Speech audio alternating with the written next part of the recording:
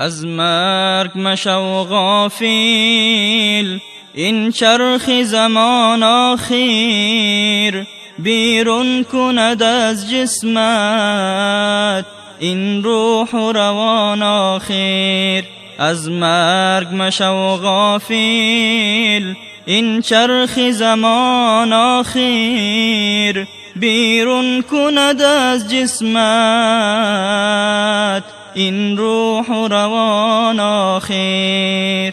از تخت پر از نعمت ناگاه بزیر افتی، بیگانه شود از تو این نام و نشان آخر.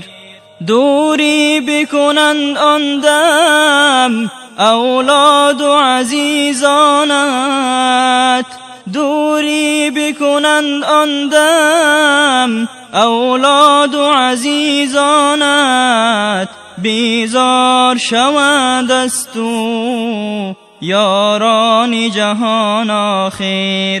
یک گوشگکی شویند آن کل بودی بی جانت، آماده به تو سازند آبی سر و جان آخر.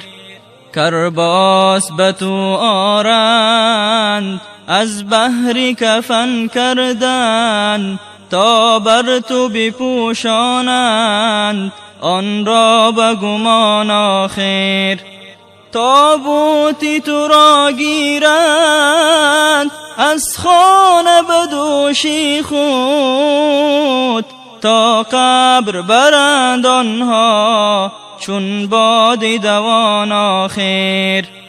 در قبر تو را مانند از شوکت انسانی، بابیل سرت ریزند آن خاک گران آخر. مردم همه برگردند از بام سری قبرت، در خانه خود مانی تنها تو بدان آخر.